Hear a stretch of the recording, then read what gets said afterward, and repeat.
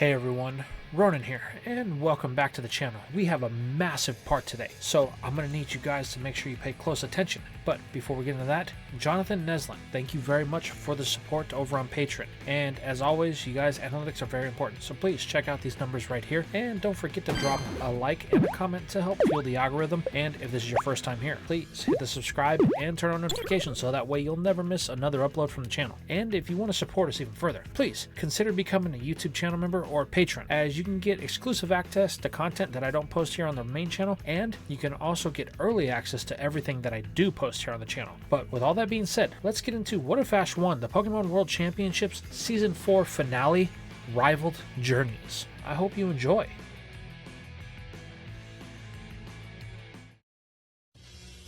We begin today's story with Ash, Iris, and Go. After the events of the Giant Chasm in Kyurem, the trio found their way to the Village of the Dragons, as it was the closest place to where they were. However, they are not alone, as Looker refused to take their statements as an absolute truth, so the agent followed them here to pick their brains over and over in hopes that something would come to the surface about the location of colress or Fuji. It's here we find him tailing the three like a desperate herdier, while Go tours the village. However, the obsessive nagging of Looker causes Iris to command him to give it a rest. They told him everything that they know. He should just be happy that all the leaders of Team Plasma were captured this time. They were the real threat, and the reason Getsus escaped and Colress was freed in the first place. So, as far as she sees it, this is a win. However, Looker refuses to see it this way. As long as that crazy scientist is out there, the threat will always be there. Then there's the other thing he says. This causes the three to stop and ask what thing. Looker states that some of the higher-ups in Interpol gave the order that Getsus is to be shipped off the books to a black site prison, a place that Looker has never seen nor has the clearance to get access to. Oh, Iris says. Looker states that he can't place it, but something about all of this doesn't feel right, and until I have Colress, I don't think that it will. Well, I'll do what I can to help, Iris says, but my duties as champion come first. Feeling that he has exhausted all of his leads here, Looker tells Iris that he'll be in touch. Then he looks to Ash. I know you guys travel a lot, so if you hear anything about colors, please let me know. Both Go and Ash tell them that they will be on the lookout, and Looker then takes his leave as the trio head to the house of the Elder, since that is the real reason why they have come here in the first place. Upon entering, the trio is greeted by the Elder. However, this is a bit of a somber moment, as the reason why Iris hadn't been home in a few years is revealed. The Elder has begun to show rage, and is moving much slower and barely able to leave the house without assistance nowadays. This is where Ash clues in to the whole thing, as Go asks if the Elder has always moved so slow. However, the boy says nothing. Go takes this as a hint, choosing to drop the subject as they help the Elder wrangle some of the dragon-type Pokemon that live in her house. The Elder states that she is glad that Iris has finally come home. It's been so long since she has been here. Smiling, Iris just tells the Elder that she has been really busy. Team Plasma returned. The Elder tells Iris that's no excuse. She is the champion, so that group of thugs should be no trouble for her. However, Iris mentions that they were after Kyurem and the other dragons of Unova. This causes the atmosphere of the conversation to change and the look of the Elder's face to tense up. Elder, what's wrong? Iris questions. The old one tells the young ones that they need to gather around. It's time that she told them a story that has been passed down in the village for generations. Cocking an eyebrow, Iris yells at Ash and Go, who are currently playing with the Pokemon, to come over. This is important. Hearing the tone, the boys drop what they are doing and join the girls as the Elder takes to her chair. With a deep sigh, the matriarch of the Dragon Village weaves a tale of long ago. People came from beyond the sea, she says. They preached a message of unity and to be chosen by the Creator. The leader of this group spoke of divine purpose. It was the reason they had come to Unova in the first place. However, it was quickly determined this message they spoke of was not what they practiced, as they aimed to capture the dragons of our region. Though the purpose of this was never found out, as the first leader of the village and their followers were able to chase these invaders off before they realized the vision that they'd have. Iris asks why the Elder is telling this to her. With another deep sigh, the old lady then stands. We won the battle, and because of that, we enjoyed the spoils of war. The elder then pulls out a chest from underneath her chair. However, this is no ordinary chest, as it is similar to the ones that were found in Turfield and the Decision ruins in the Crown Tundra. The elder goes on to say that this chest was the only thing that was of grave concern. The reason is because it glowed in a destructive energy that drained the surrounding area of life, leaving the land a husk of its former self. With Ash's eyes locked on the box, Iris asks how the elder knows that this box is a weapon. Because we were forced to use it, the elder responds. You see, those visitors that left the box ended up returning centuries later. However, they were far more powerful than previous times, as they brought with them the power of giants, beasts from a faraway land that were the size of mountains. Their power quickly conquered Unova. It was only by chance that we were saved, as the box had the power to counter the energies of these beasts, absorbing it before exploding and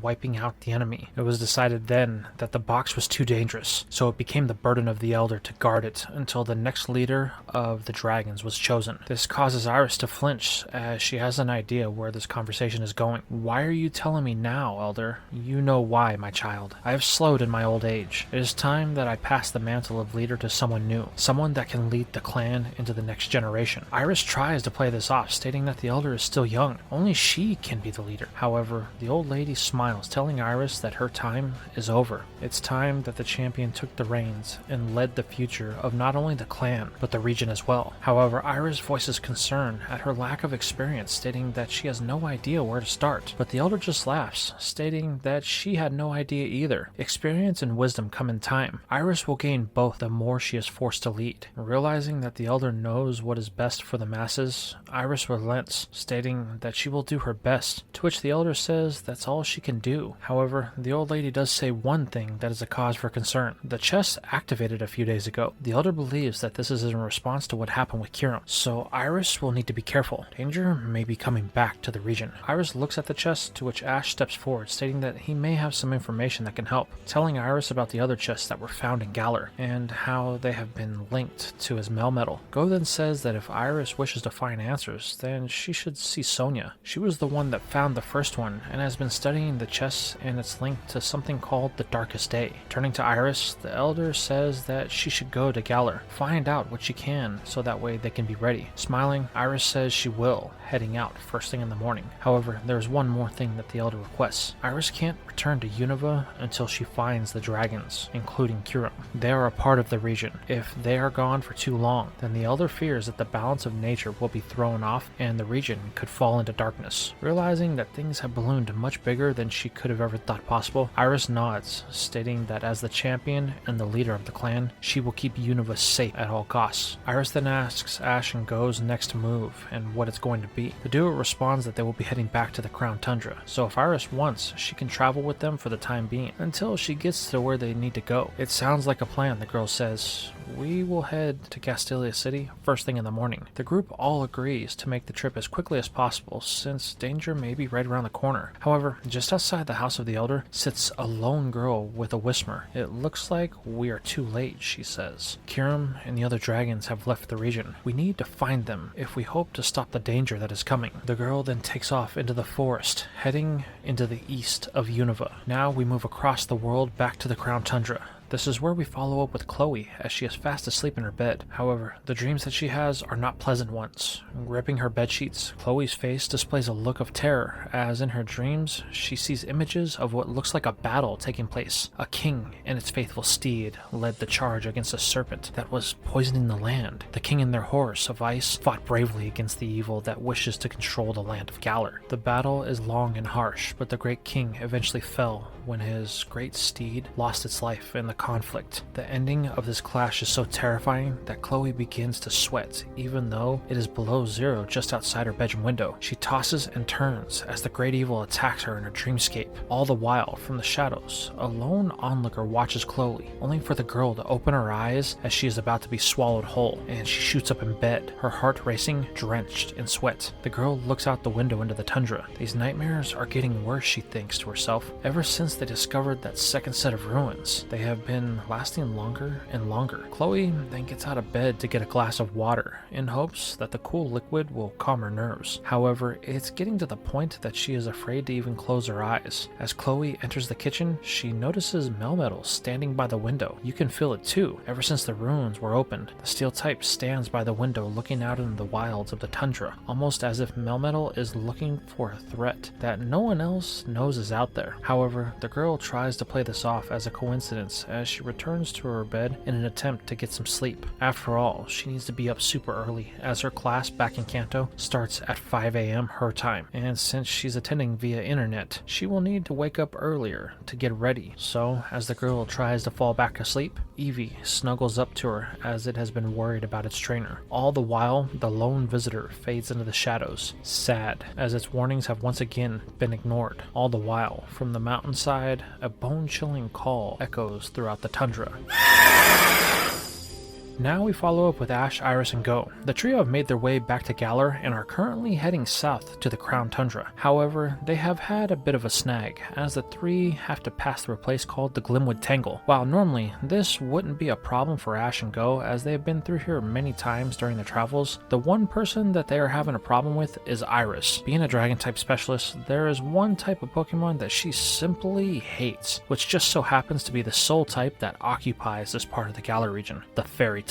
Iris has a unique reaction whenever one gets close, causing her to shiver a bit, then run away. This has caused the trio to spend way more time in the Tangle than they would have liked, as Ash and Go have to keep hunting Iris down, causing them to get lost on several occasions. It's here they find Iris refusing to move from underneath a tree, as she's had another encounter with a Fairy type. It's at the point that Ash and Go have now become visibly frustrated with her, as they have now been in the Tangle for 3 days. It is at this moment Go tells Iris that they need to stop messing around. They need to make up for all the time they've lost, so Iris needs to push through her fear and get moving. But this does nothing, as the girl refuses to move.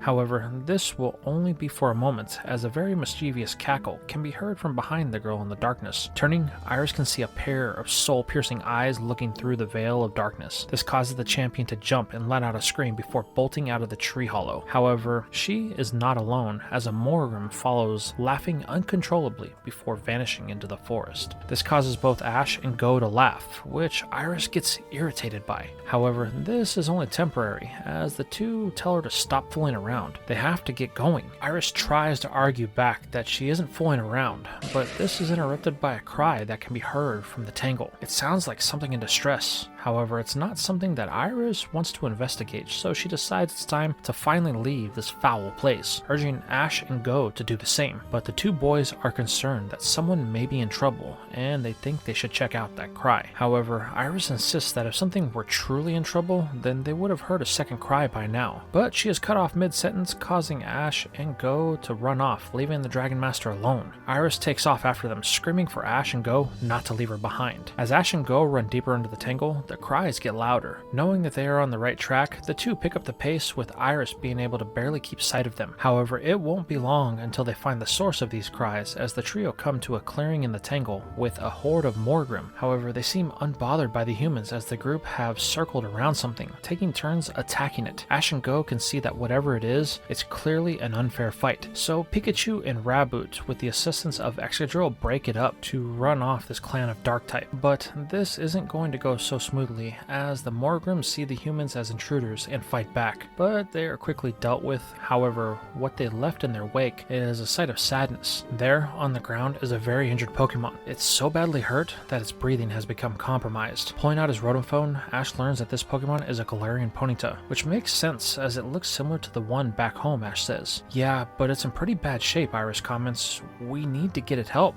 or Ponyta may not make it. Ghost says that there is a town nearby. If they can move it, then they will be able to get Nurse Joy to fix up Ponyta. However, there is a problem. The horse is bigger than any of them. There's no way that they can move it on their own. This leads to a decision about the best way to handle this. But as the trio talk, Ponyta wakes up briefly. Ash sees this and can feel the fear and pain in its eyes. But this is only for a moment, as it then falls unconscious once more. Realizing that they don't have time for this, Ash pulls out a Pokeball and captures Ponyta. We'll figure everything else out later, the boy says, as he runs off in the direction of the town, with Go Go and Iris in hot pursuit, only for Iris to cry for them not to leave her behind once again. Luckily, it doesn't take long for the trio to make their way to the town known as Balanleia. The sight of this place is magnificent, as if you were on the outside of the Tangle, there's no way of knowing that there is a town like this hidden within. But the trio doesn't have time for sightseeing, as they make a beeline for the Pokemon Center. Suddenly, the seemingly quiet building erupts in pandemonium when Ash, Go, and Iris burst through the door screaming for Nurse Joy. Though they don't have to look far, as the redhead is at the counter tending to an old lady and a young boy that is seemingly ignored by Ash as he rushes to the counter and explains what happened in a panic. The boy completely ignores the two that were before him. However, as Nurse Joy tells Ash to calm down, they are interrupted by the young boy that was with the old lady. "Hey Ash, we were here first," the boy says. This causes Ash to look at the boy and the old lady. "I'm sorry, I didn't mean to cut off you and your grandma," Ash says, "but this is an emergency." "My grandma? Do you even remember who I am?" the boy questions, but Ash simply stares at him, unsure of what he means. "It's me,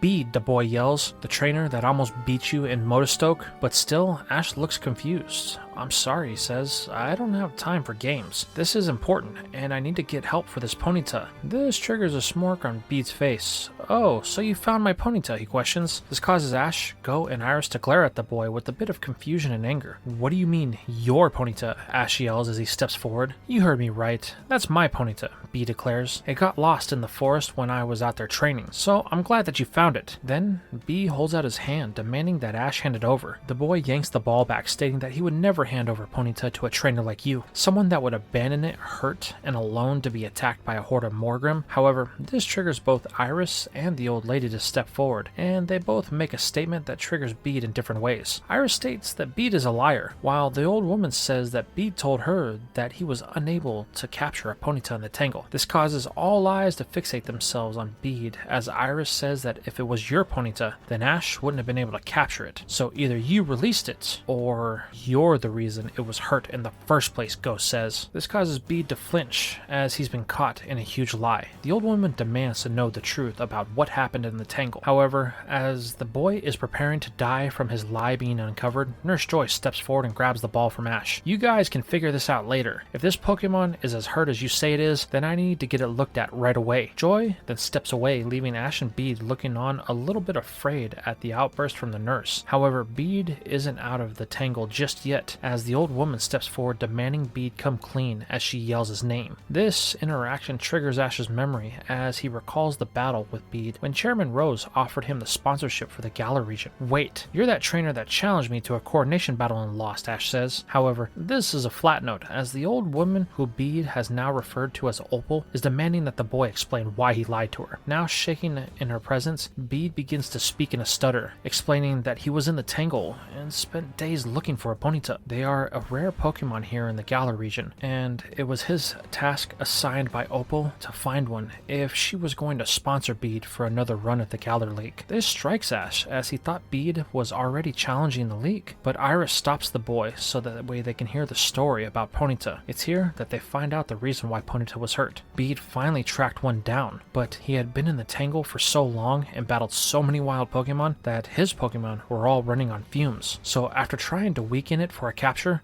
Bede's Hatene was out of strength, but the boy thought he could capture the horse with an Ultra Ball. However, he wasn't paying attention to the part of the Tangle that he was in. Suddenly, he was surrounded by the Morgrim that called that area their territory, that Ash and his friends described that they found Ponyta in. They attacked without warning, but their rage was aimed at Ponyta, so I used the opening to escape. "So you're the reason why Ponyta was being attacked," Ash says in irritation. Iris and Ghost second this, showing their disdain for the boy. However, Bede yells that he wouldn't be here if it wasn't for Ash. This causes the boy to look on in frustration, as Riolu is feeling a spike in the emotional state of Ash. "Why are you blaming me?" he questions. "I haven't seen you in months." However, Bede remains resolute in his declaration. Ash is the reason everything fell apart for him and why he is here in Balanleia in the first place. This is where Opal steps forward to offer some clarification. I believe he's referring to the battle that you two had some time back. You see, Chairman Rose was less than enthusiastic about the way he handled the battle battle with you, and Bede got his sponsorship pulled. That's right, the boy says. The chairman told me that he only wants the best of the best for the Galar League. I made the league look weak because I couldn't beat you. I was unprepared to battle a champion, and my inability to see that is what cost me the battle. He then stripped me of my sponsorship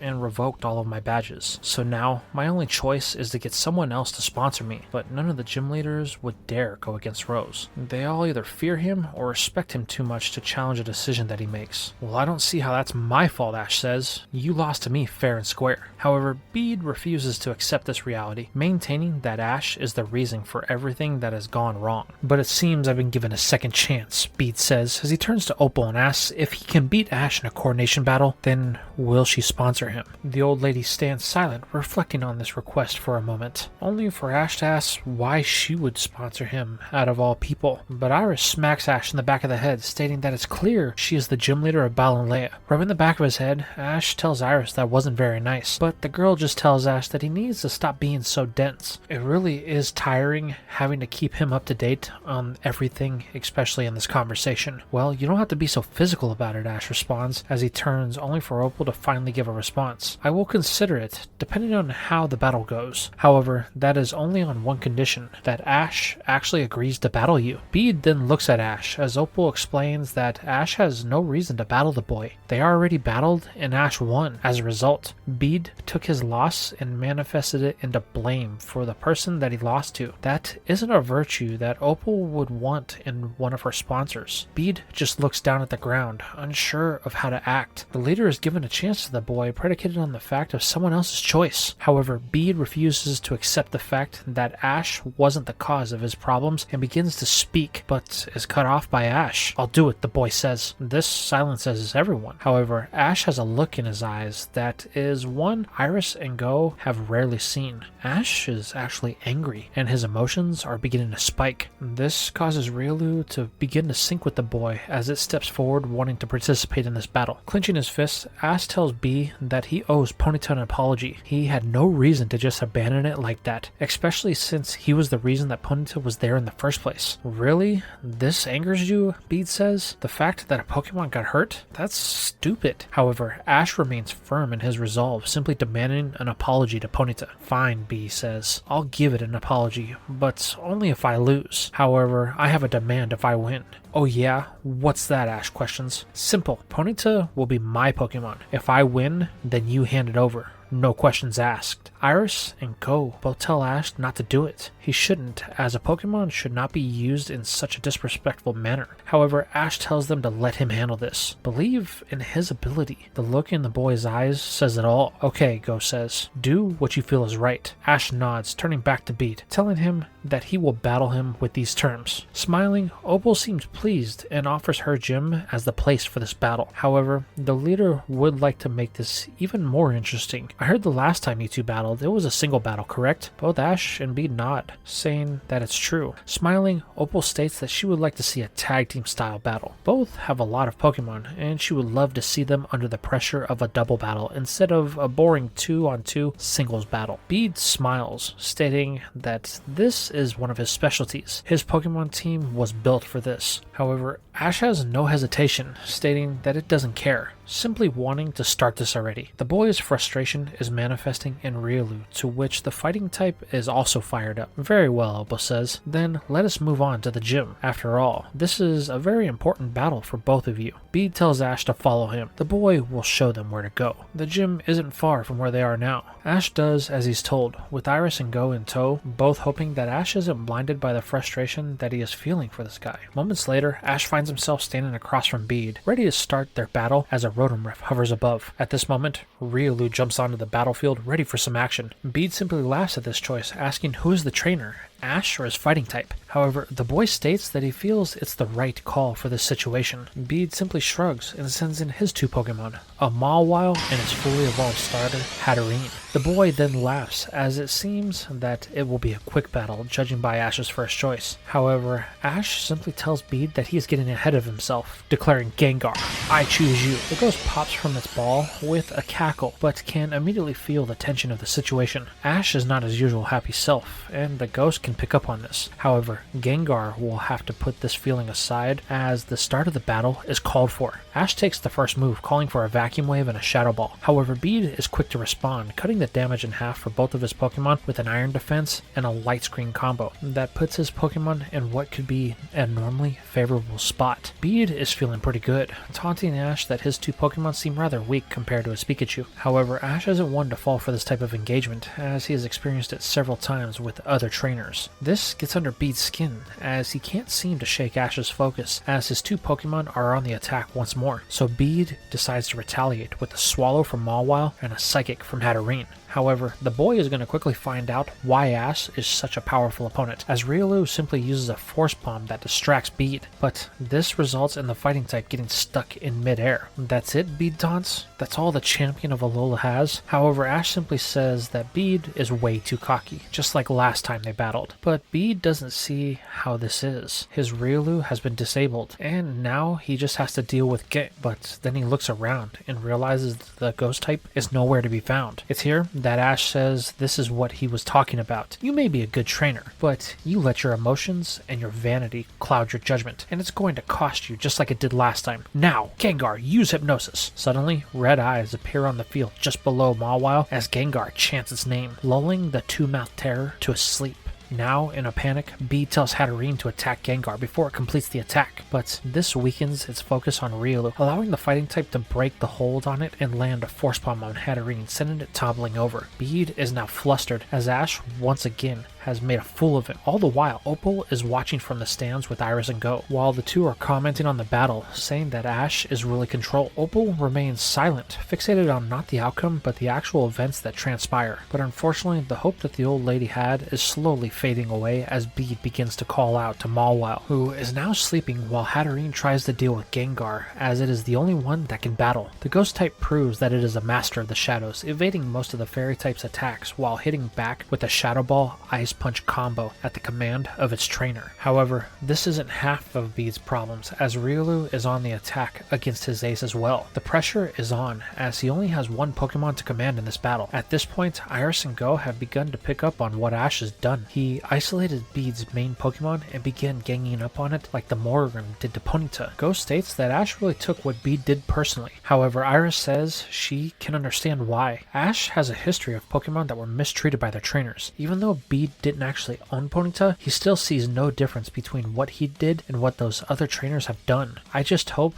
that his anger doesn't push this too far. That's very observant, young champion, Opal says. However, I think you are missing one key thing. While it seems that your friend may be angry, it's actually much more than that. Ash isn't just angry. He wants to help Bede see that his attitude and reasons behind what he did are wrong, and showing them how they played out for Ponyta. You see, Bede is actually an orphan of the Galar region. His parents died when he was really young in an accident in the Galar mines. Rose is the one that owns them, so feeling a bit guilty, the chairman took the boy in. However, it was not as a parent-child relationship, but more of an employer and worker one. Rose never showed the boy love, so it's not surprising that Rose did what he did after Bede acted out once Rose changed the way he had treated the boy after the loss to your friend. Iris questions what Bede did, but is interrupted when Opal tells her to be quiet. The battle is beginning to get good. Turning, Iris witnesses for the first time the instance of Dynamaxing, as Bede has been backed into a corner and has no other choice since Mawile has woken up. While this makes things a bit tougher for Ash, he is still able to pull things through when he decides that he won't hold back any longer and reveals to Bede that he isn't the only one that can Dynamax as Gengar begins to grow in size. Wait, you turned down the sponsorship.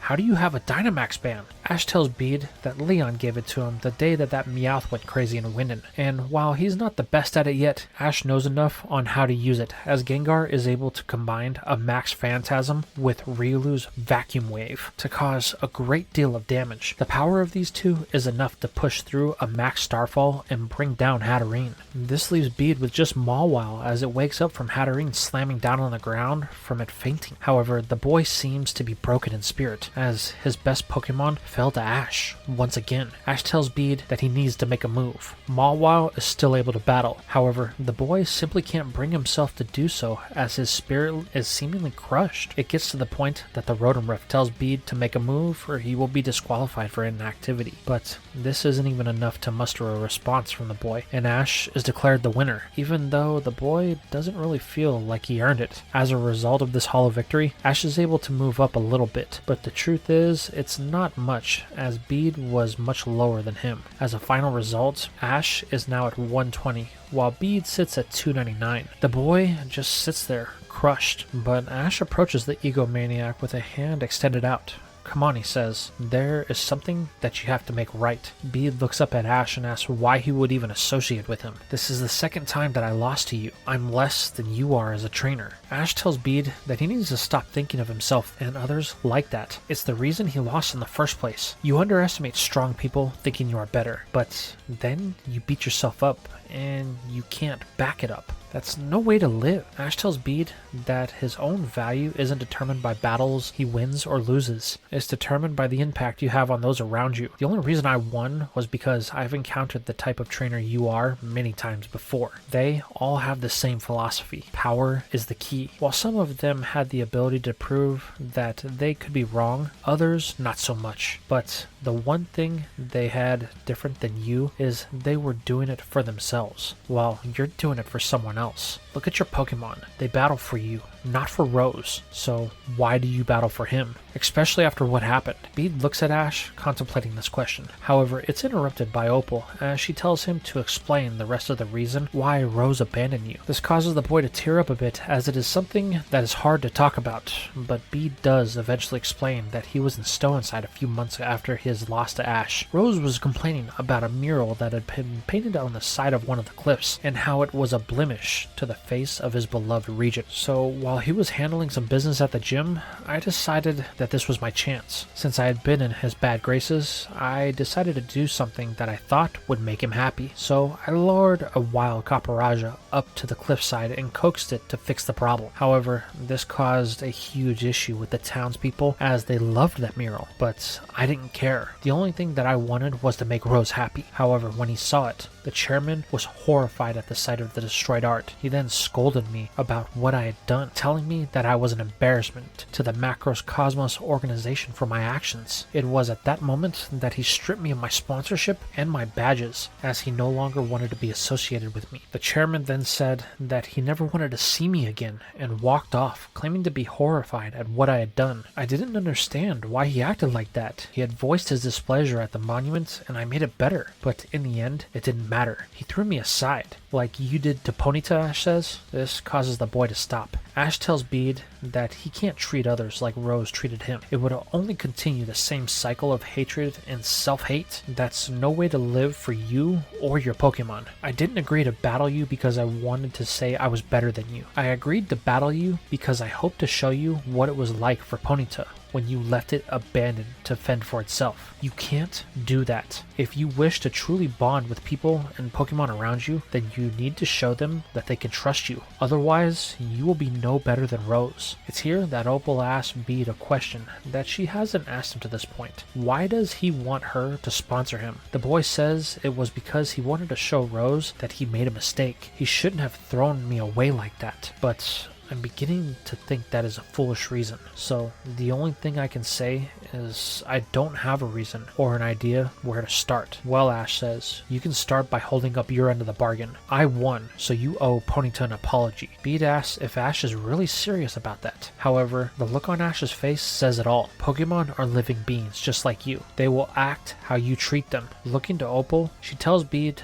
that Ash is right. If you really want to find your new reason for going on, you need to start by mending the wounds of the past, no matter how recent. With a reluctant sigh, Bede says, okay, he will do this, though the truth is, he is a bit scared at how Ponyta will react because he was so over-aggressive in their battle, and he may have done some questionable things in order to make sure that it was weakened enough to be caught. Well, you won't know until you try, Ash says. Now, let's go. Nurse Joy has to be done by now. Bede reluctantly nods. knowing that there's no way out of this. So he follows Ash and his friends back to the Pokemon Center, ready to swallow his pride for the first time in his young life. Once at the center, the group locates Nurse Joy, who isn't exactly happy to see Ash or Bede. However, Opal steps in, stating that they are done with their fighting. They are simply here to check up on Ponyta. Reluctantly, Joy lets them into the back room where the horse is resting on a bed. Joy tells the two that they need to be brief. Ponyta needs its rest. Bede stands before the horse, and the psychic type feels the presence of the boy, causing it to awaken in a bit of panic. This causes it to buck and stammer off of the bed, trying to put distance between the two out of fear. This causes Bede to stop.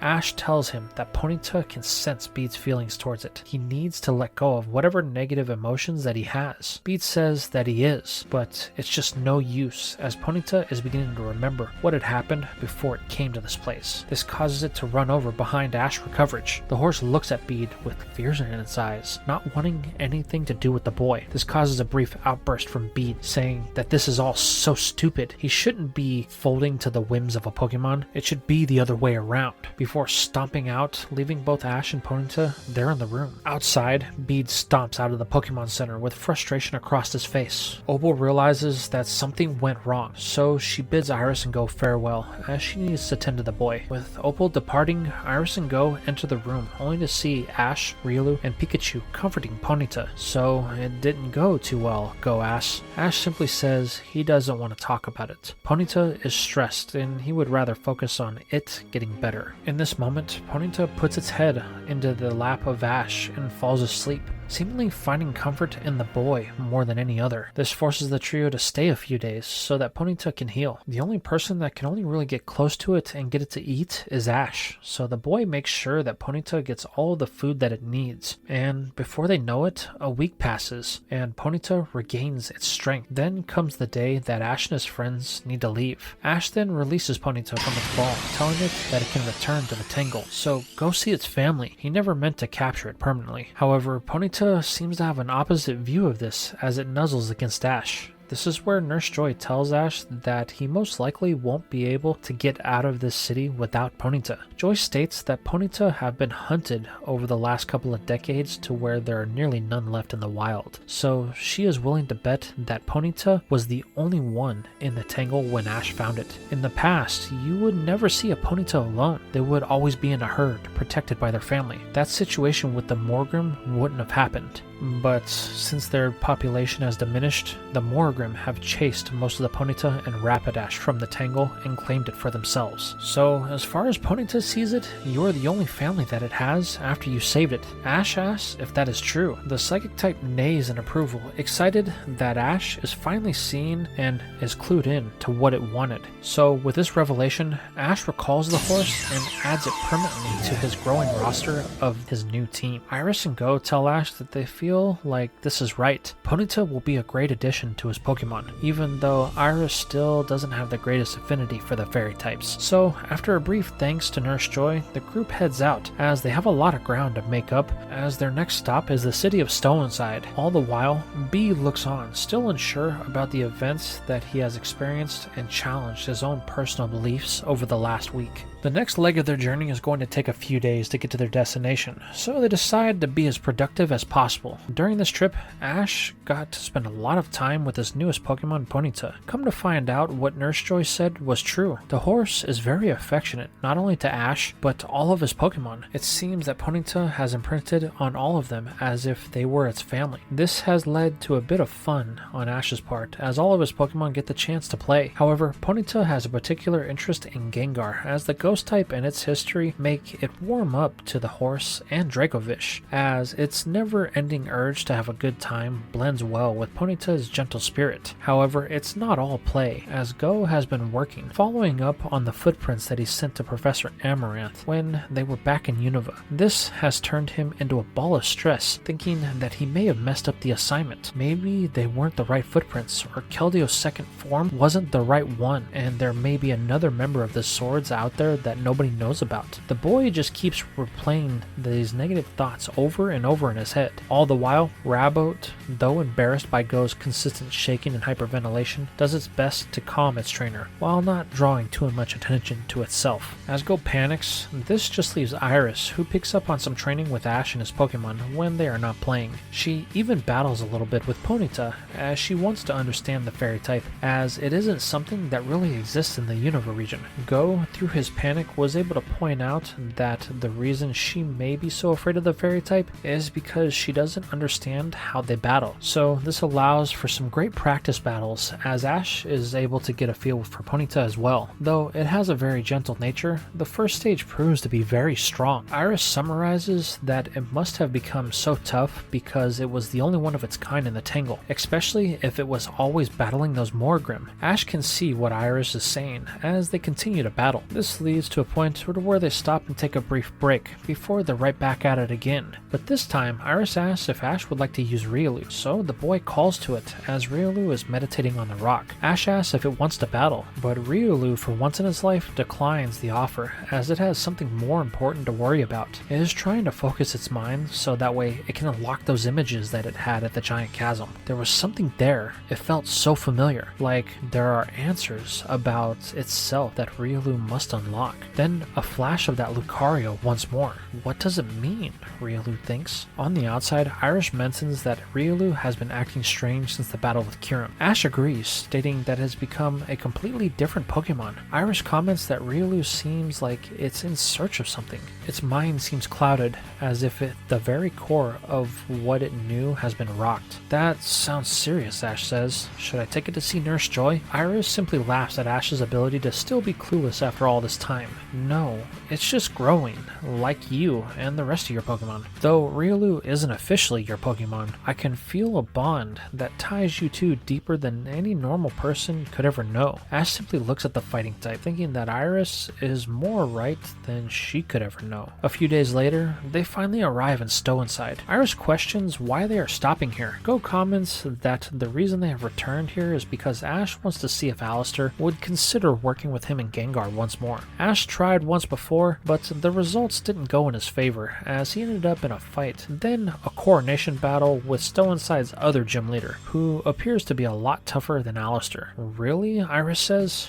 How did that battle go? Ash lost, Go responds, as the boy hangs his head, but this time is going to be different, our hero yells. Ash then pops Gengar from its ball and says that they trained with Morty in the Johto region, and not only did Morty help us become better together, but he offered some advice on how I should approach Alistair. So I'm going to see if that works, Ash yells, as he and Gengar and the rest run in the direction of the first gym. It isn't long until they arrive at the ghost gym, and Ash begins to approach the door. However, he is stopped when B appears out of nowhere. You're not here to cause more trouble, are you? Alistair made his intentions very clear, so if you're here to ask him to train, I suggest you rethink that before I have to put you in your place once again. This causes a mini argument to break out between the two, as Iris and Go look on. Is this what happened last time, Iris says, rolling her eyes, only for Go to do the same as he confirms her question. While this is an unproductive use of time, Ash and B's disagreement is going to come to an end as her Rotom phone begins to ring. In front of her, the region's champion and the current #1 ranked trainer in the world, Leon, appears. Ash gets excited to see him and tries to say something, but is cut off as Leon only addresses B. I am requesting for you to report to Hammerlocke, Leon says. This matter is of the utmost urgency. All gym leaders must be present, no exceptions. The call then cuts off. This leaves B quiet, but only for a moment, as the door of the gym pops open. Out comes Alistair as he asks if B got the same call that he just did. The girl comments that she did, but it was off. Leon is never serious like that. Something bad must have happened if he's calling us like this. We must go now. Alistair nods as he and B begin walking away. However, Ash yells for them to stop. He wants to talk to Alistair. However, B turns and tells the boy that he needs to leave Alistair alone. There will be no training. But Ash says that's not it. He just wanted to say sorry. Last time I was so caught up in getting to train with a strong ghost type user and helping my Gengar get stronger that I didn't take into account how uncomfortable I was making you. I put you on the spot and I just wanted to say I'm sorry for that. B stops her advance as she can see that Ash is being genuine. Fine, whatever, she says, but we don't have time for this. We have to go. But Alistair tells Bede to wait. Ash, I can tell that you and your Gengar have become closer since the last time we saw each other. I'm interested in how that came to be. Can you please come with us to Hammerlocke so that way I can hear how you two did this? Ash and Gengar are confused by this request. How did they go from not wanting to train with them to now he wants to hear their life story? However, Ash won't fight it, agreeing to this, but Bede protests, stating that they don't have time for him to act in the way he did before. But Alistair tells Bede that it will be fine. Something has changed in Ash lately, and I want to know what. Reluctantly, Bede steps down, telling Ash that he had better not be any trouble. She then walks off as Ash and his friends join Alistair for the journey that will be taken by car, as Bede is getting her Jeep to make the trip as quick as possible. So, the new group finds themselves in a car ride speeding in the direction of Hammerlocke. While Alistair and Ash talk during this time, Gengar floats above the car as it speeds down the road, though the ride is less than stable as Bede seems to be driving rather aggressively. However, Ash is able to fill in Alistair on what happened since the last time they saw them. But there is one moment in Ash's story that catches the gym leader's attention. That moment when Gengar was forced to save Ash from dying. Having to be his lungs, Gengar developed a new bond with you. Before, the ghost was always fun-loving and mischievous, though it always had more of its own self-interest at the forefront of things that it wanted to do. But after traveling with Ash and saving his life, the selfish streak of Gengar is no longer something that Alistair can feel. You two have truly unlocked the bond that only can happen when a life is on the line. Alistair then hangs his head as he tells Ash the reason that he became the gym leader. I used to always idolize trainers like you and Leon. I wanted to be the best of the best, champion of champions. However, there was one problem with this. I was never really good at dealing with people. Ash questions what Alistair means by this. He's doing just fine around them, but Bede is quick to interject, stating that Ash needs to listen and not interrupt, but Alistair tells her it's okay. Ash is just asking, and there's no harm in his words, causing the girl to grip the wheel as she opens the throttle of the Jeep and speeds off down the road. Sorry about that, Alistair says. Bede is just protective of me. You see, back when I was young, Stow-on-Side didn't have a gym, so the only way for people to see gym battles was to go all the way to the gym in Hammerlocke. But that is when the trouble started. I was just like any of the other kids in Galar. I loved Pokemon and battling. Here in the region, it's not uncommon to get a Pokemon before you can even become a trainer. Well, in places that have massive gyms, that is. But then there was me, a lone child, going to these events in Hammerlocke to see the Pokemon battles. However, the ones they always had were with dragon types or fairies, but none of the types that I wanted to see the most, the ghost type. I found them captivating, but not everyone shares my interest, and ghost-type Pokemon had a bad reputation, specifically in Hammerlocke, due to the gym being made from a castle that is over 1,000 years old. The locals didn't like their mischievous ways and shunned the ghost types. Because I had such an interest in them, I would prefer to spend my time with them in the darker parts of the castle just hanging out than watching the battles of the gym unfold. People wouldn't have anything to do with me, but I had no issue with this, as I didn't do too well in large crowds. This is how things were a few years. I even met my Gengar back in when it was a Ghastly during that time, but then it came time for me to actually become a trainer. I was so excited that I couldn't wait,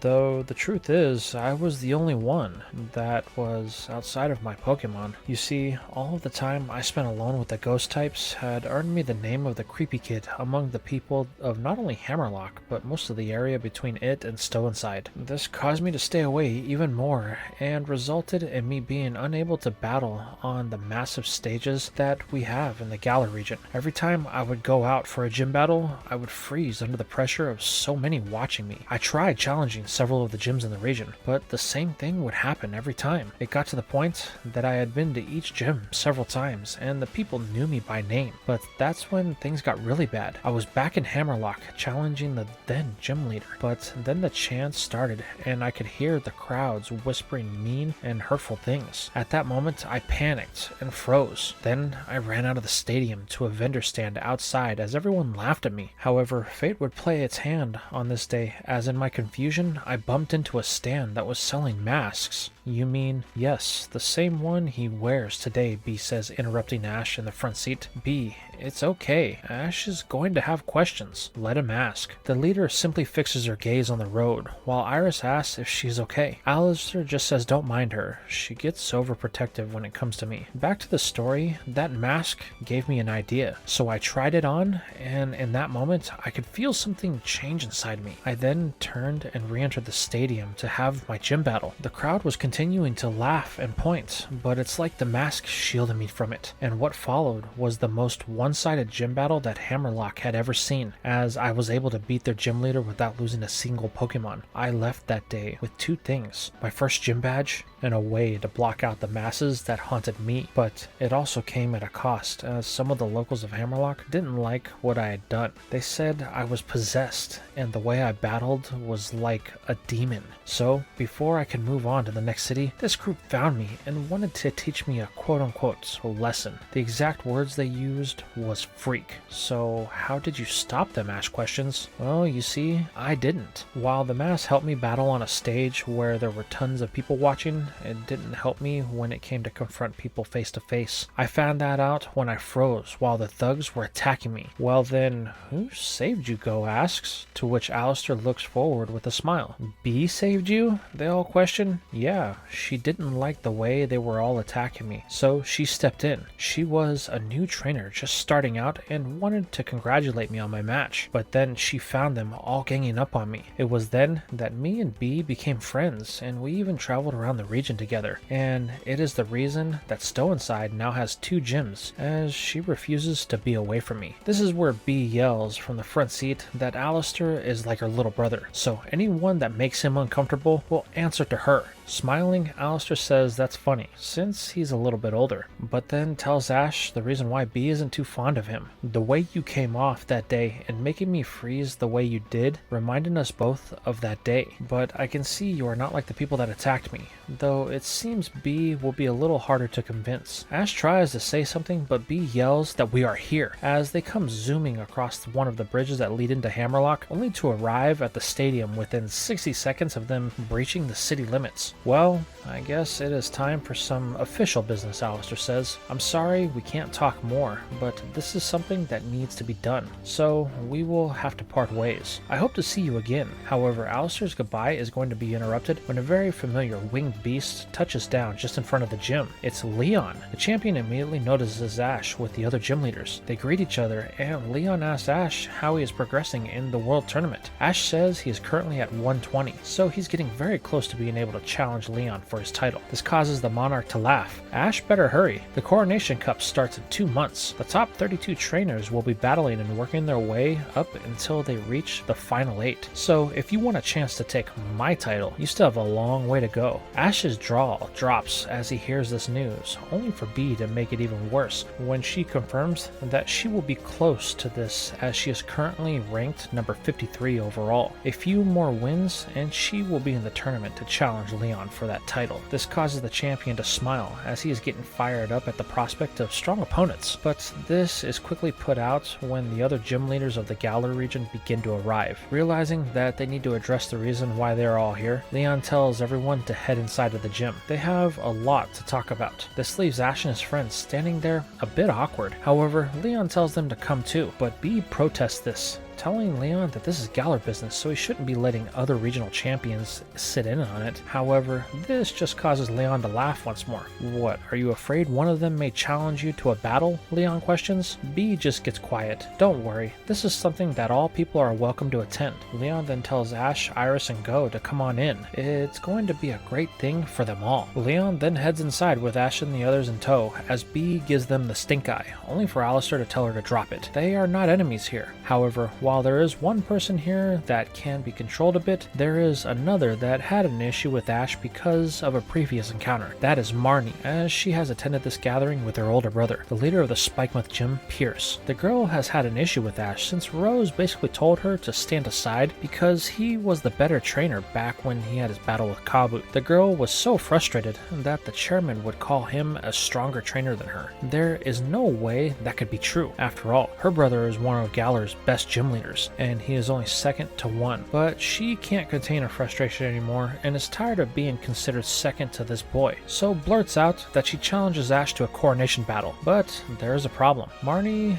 was so lost in thought that she didn't realize that Leon had already started addressing everyone about the reason why they are here. This causes them all to look at her puzzled. However, Leon breaks this tension, stating that there will be plenty of time for Marnie to battle after they have this meeting. This is where Kabu and Milo ask what was the reason that they were all brought here. It sounded important. This is where Leon takes a serious tone for the first time since Ash has known him. Listen everyone, we are all aware that things have been getting a little bit dangerous as of late. The Dynamax energy that flows through Galar has begun to swell over recent weeks, causing random Dynamaxing of wild Pokemon, and we've all seen the damage that it can cause. This has caused concern for the public of not only the region, but the world as a whole, as people have begun to become scared to travel to the Galar region since this whole thing started. This is when Ash and Go look at each other as they think back to the day that they first met and what happened with Melmetal. But Leon continues, stating that to ensure the confidence that this issue is being handled, Chairman Rose has asked me to gather all of you so that way we can form patrols to gather in a time of need. With 2 people handling this issue, we should be able to respond faster and prevent damage. Rose wants us all to take part in this as the gym leaders of the Galar region and the employees of the Galar Pokemon League.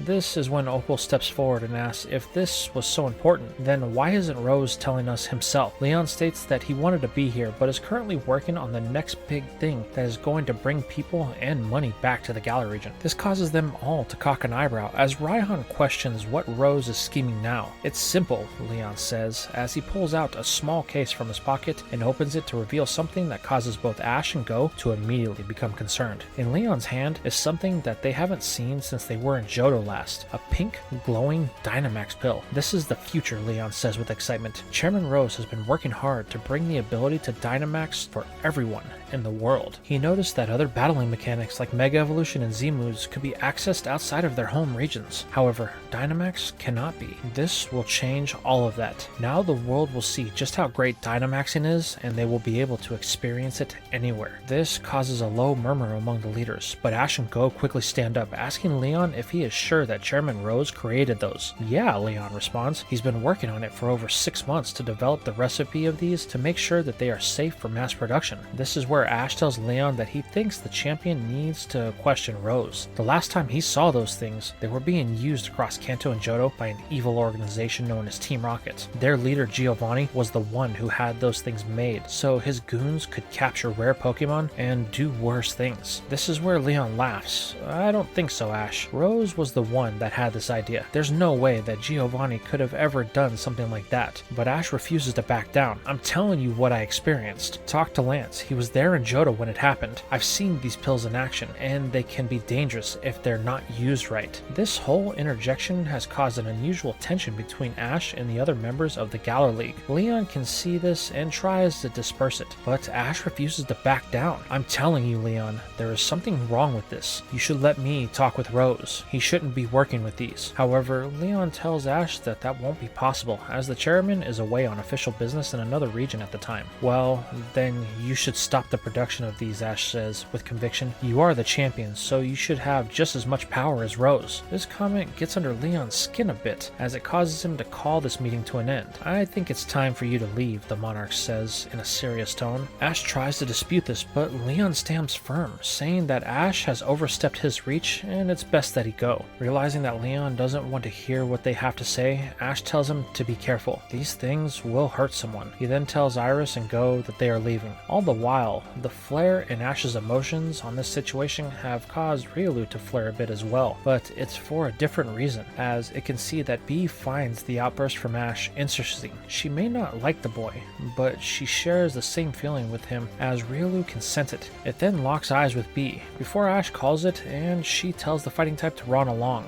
Bee will handle this. Riolu takes off to find Ash while the leaders all disperse, some sharing Ash's sentiment about the danger of this announcement, while the others are excited about Dynamaxing finally being brought to the world. However, Bee is the last one out, as she wants to talk with Leon. She says that Ash has a point. These are dangerous. Leon tells Bee not to worry. Rose assured me that they have been extensively tested. There is no danger whatsoever. However, Bee argues that the only reason Dynamax can be controlled in Galar is because because they need a power spot. If you wander too far, the transformation fails, but this is making it risky, not having that failsafe built in. We've seen in the past what happens when Dynamaxing is left uncontrolled, pointing to a very old tapestry on the wall of the room that they are in. What, the darkest day? Seriously? That's a bedtime story parents tell their kids to make them sleep at night. But even if it was true, that happened a long time ago. Now in the modern age, we have control over everything. Chairman Rose has spent nearly his life's fortune to build stations to control the energy of Dynamax. That's why we can use it the way we do. So don't worry, Bee. I'm sure this will be the best thing for everyone, Leon says before walking off to leave Bee standing there, agitated that Leon wouldn't even hear what the boy or her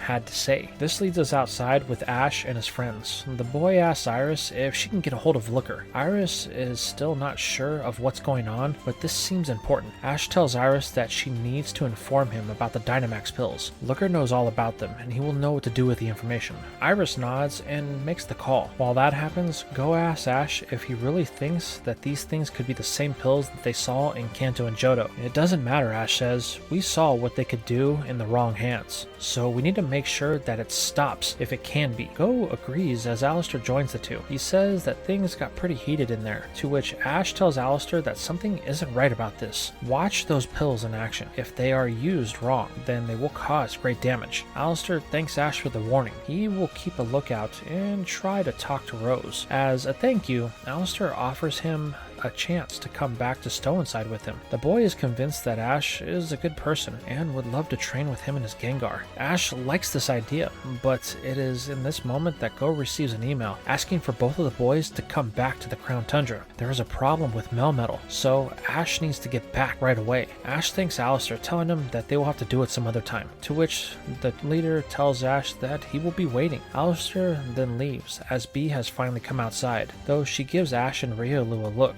This gets the fighting type fired up, but Ash tells it that the battle with Bee will have to wait. They need to get home because there's something wrong with Melmetal. Riolu is disappointed, but shows self-control at the request from Ash as both it and his trainer look back at Bee. They share a moment of understanding before she and Alistair take off back to Stow-on-Side. That was weird, Go says, but Ash remains silent until Iris comes back, telling the two that Looker is coming to the Galar region to look into this revelation. He has asked me to meet him in Spikement. Well, I guess this is where we're gonna have to part ways, Ash says. Professor Cerise says my Melmetal is having a problem, so I need to get back to the lab as soon as possible. Iris nods, saying that it has been fun traveling with Ash and Go. It was just like old times. Ash tells Iris that if she gets a chance, then she should go to Turffield so that way she can discuss things with Sonia. She is still there and she may be able to help with the box that you found. Iris thanks Ash for the reminder before turning to head the other direction. Ash and Go do the same, though they are watched by Marnie, as this isn't the last time they will see her. Heading south for a couple of days, Ash and Go board some trains that will take them through the wild area and back to the tundra. During this time, Ash can't help to think what is going on with Melmetal. They have tried to contact the professor, but the surge of Dynamax energy in the region is making it hard for any communication to get past the mountains to the south. This results in them waiting on edge, as it takes a few days longer than what was scheduled to get home. Their train was attacked by some rampaging Pokemon that caught in a surge of Dynamax energy, though Raboot and Go were able to quickly put an end to one of them while Ash used Gengar and Riolu, which to his surprise, the ghost and fighting types seem to be working well together. Ash doesn't know what it is, but Riolu has found a new center. It's consistently meditating when they don't have to travel, though Ash doesn't know that his new focus is only a side effect of Riolu trying to unlock those images that it saw. The fighting type knows they are there, buried deep in its mind. All it has to do is unlock it, but it will take time. So, while our heroes continue to fight their way south, we change perspectives over to the north of the Galar region in Rose Tower. The chairman has just returned from the region of Kalos, only to be met with his sister, Olena. She hands him a folder, telling the chairman that the latest rounds of tests are done, only for Rose to ask how the containment unit is holding up. Oleana gulps at this question,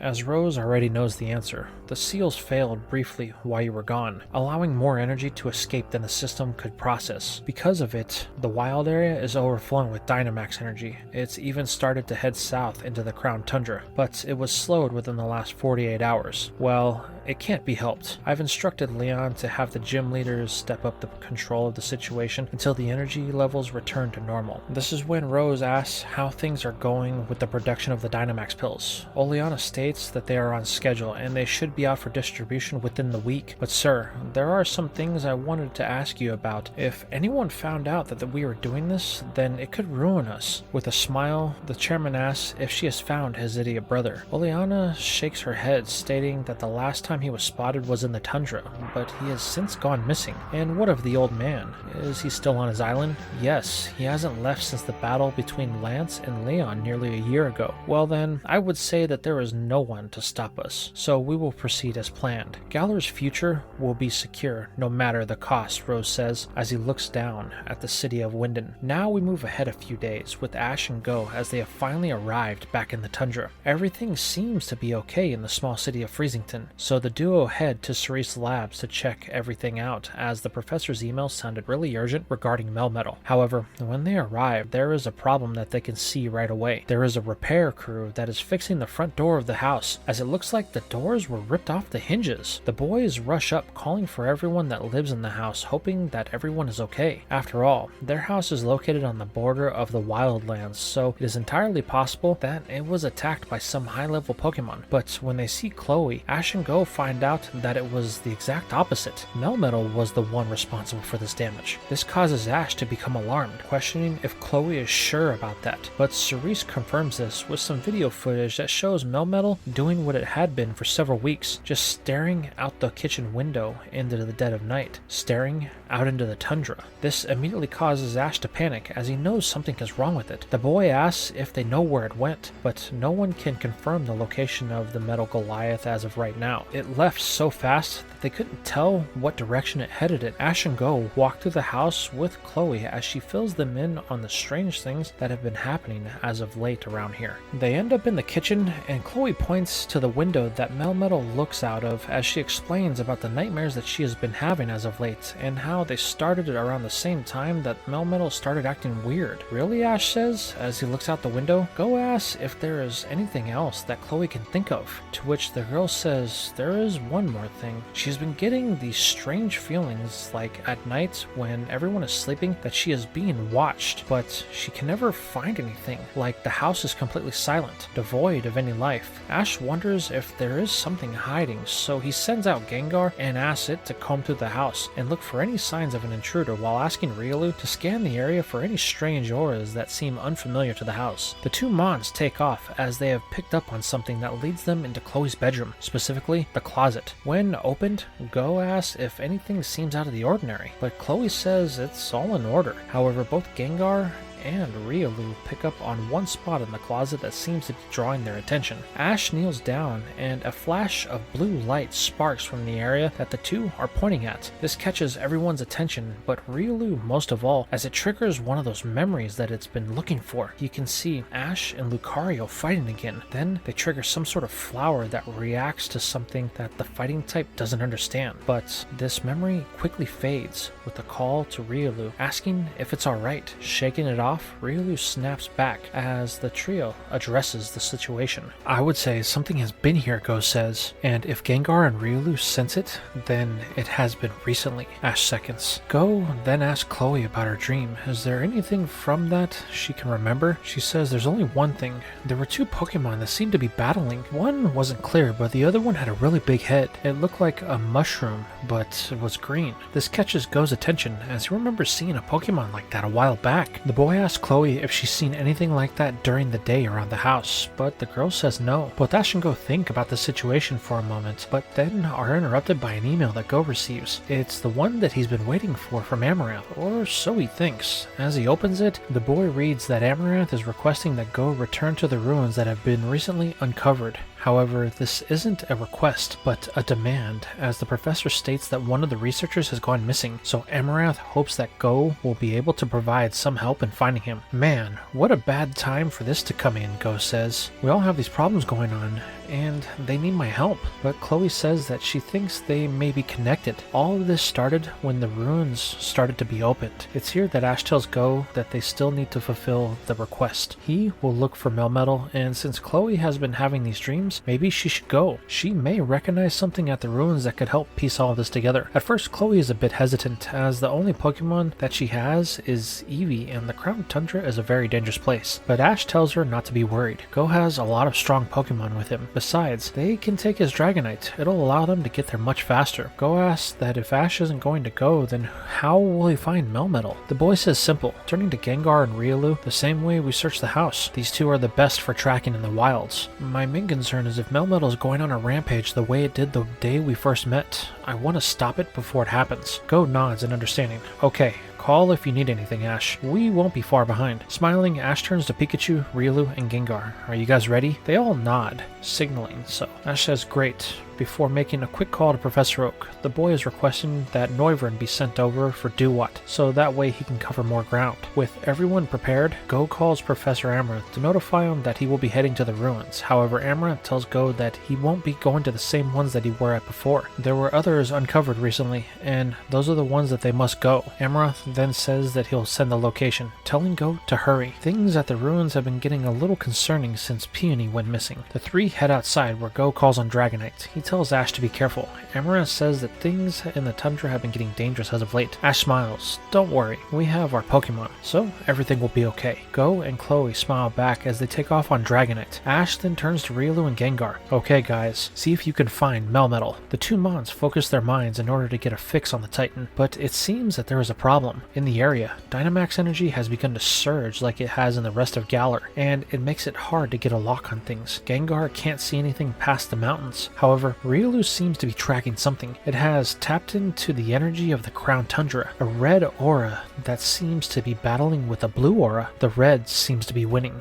but it's not a natural energy. It's not the lifeblood of this land. It's almost like an invasive species trying to take over the natural order. Riolu sees the two energies sources and follows them. The red one leads to the Dynamax fruit tree in the distance, and Riolu sees something that is of a concern there, a human that shouldn't be there. The fighting type wants to act on this, but then a brief surge of blue aura overtakes its senses, and it sees a flash and an outline of Melmetal before the image fades. Suddenly, Riolu opens its eyes and takes off running in the direction of the mountain with the large dead tree at its summit. Mounting Noivern, Ash gives chase, telling Gengar to keep an eye on Riolu. While he thinks about the last time that they were there, he hopes that they don't have the same problem that they did before. Now we move over to Chloe and Go. It took some time, as these new ruins are deeper in the Crown Tundra, as it's set just inland off of the coast. But with Dragonite speed, they were able to quickly find it when Go orders it to fly higher. In this moment, they can see two things. The first is the campsite situated at the base of what looks like a cliffside, and the second thing is something that Chloe points out as she notices the Dynamax tree. At its base appear to be Pokemon fighting. Go doesn't really look at this, stating that it's the Titans of the Tundra. They are always fighting over the fruit of the tree. That is what happened the day he met Ash, and his Melmetal went wild. But as long as the humans stay away, they should be fine. Besides, I can see the ruins. Now, Dragonite, touchdown over there, Go commands. However, as the tree disappears from sight, Chloe can't help but to have a bad feeling about the Pokemon that are fighting at its base. As they touch down, it seems like the campsite has been abandoned. There is no one in sight. Even when Go calls out the names of Quillen, Brandon, and Peony, they get no response. However, the boy notices that the door of the temple ruins are open. This causes him to think that maybe they have entered inside, but ran into some trouble. Go tells Chloe to wait out here with Dragonite. He wants to go inside to see if anyone needs help. Chloe is a bit uneasy about this, being left alone outside, but Eevee provides a little bit of comfort as it and Dragonite play while Go releases Raboot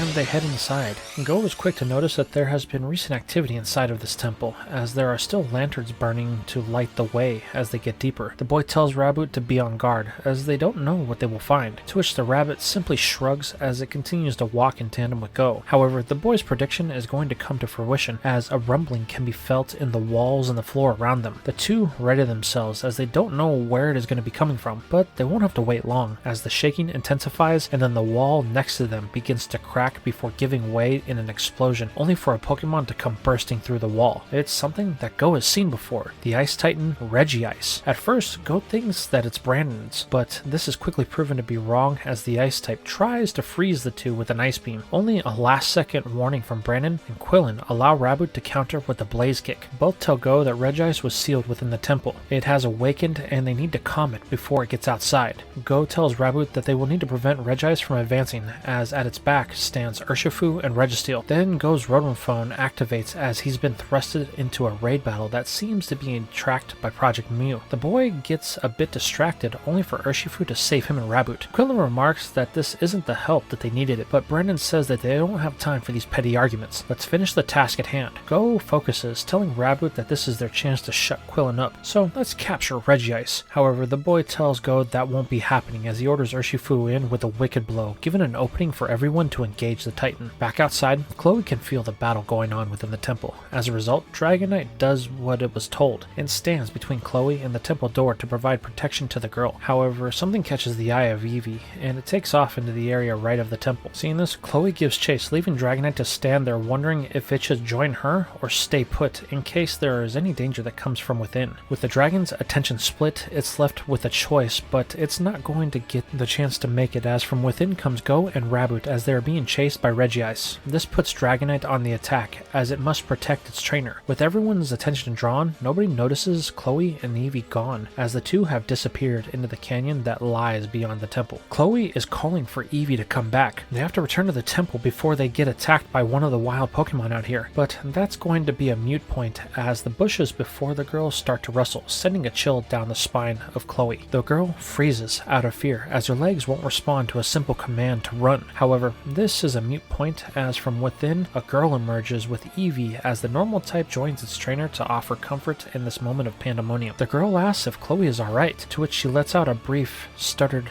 "Yeah." Chloe then asks who she is, to which the girl introduces herself as Peonia. "What are you doing out here? Isn't it dangerous to be by yourself?" Peonia says normally, but she has become used to the Pokemon of the area, and for the most part, they shy away from this temple as they don't want to interact with the humans. However, that changed the other day when we managed to open the door of the temple. A surge of energy spiked in the area, causing them to go into a frenzy. Chloe says that's the reason why she was here. Her friend has been sent and assigned to come help here to find someone that went missing. With a sigh, Peonia tells Chloe that she's sorry about that. The person that they sent out here to find is her dad. Why would you be sorry? If your dad is missing, then that is the cause for concern. Peonia explains that normally it would be, but her dad is a special case. He is a really strong trainer, but also a giant kid. He often gets himself into situations that will cause him to get lost. The other day, he said that he had a lead on some other ruins within the canyon and said he was going to check them out. He asked if I would come along, but he and I haven't been on the best of terms as of late, and I told him to go do it himself. But then he never came back, and the temple started making sounds from within. Brandon and Quillen decided to enter to see the issue and to make sure that it wasn't dangerous, but then a day came and went, and they didn't come back. There's no way I was going to go into the temple alone, so I decided to come out here and look for my dad, but I've been out here for nearly a day and haven't seen a sign of him. It's like he just vanished. Wow,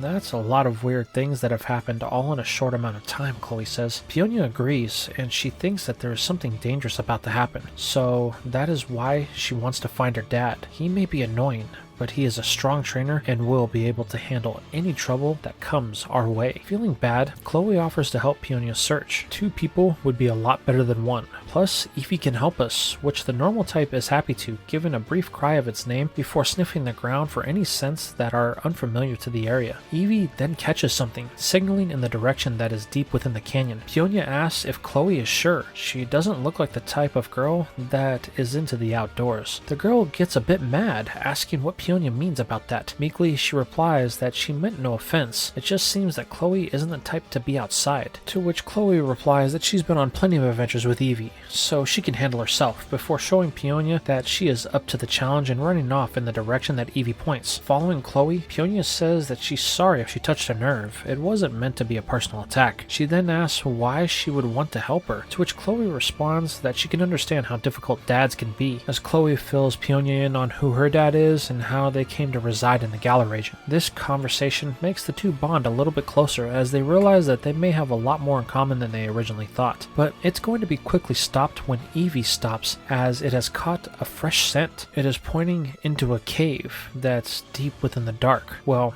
at first, until you look deep within and realize there is a faint glow that can be seen. Evie points inside, stating that Peony is close. The two girls gulp, as they both know that they need to be careful. This could be a trap. It doesn't take long for the girls to make their way through the cave. It appears to be man-made, as it really only has one path that feeds into a large room. Inside, the two girls are amazed at what they see. A place that looks like an ancient forge where weapons and tools were made. Something that was used long ago. However, that's not the thing that surprises them. It seems that this place has been in use as of recently. A fire is going, and at the anvil near the forge stands Peony, though he pays the girls no mind, hammering away at something. Peony calls out her dad, asking him what he thinks he's doing. They have a bit of a crisis on their hands, and he's just here playing around. But the man doesn't say anything as he continues to hammer away. This triggers Peony. She then stomps towards the man, telling him that he needs to stop acting like this. He ignores the people around him for his own selfish needs. She then grips him on his arm and twirls the man around as she yells that she wishes Mom was still. But Peony stops mid-sentence when she sees that her dad's eyes are glazed over like a zombie. This frightens the girl as she jumps back.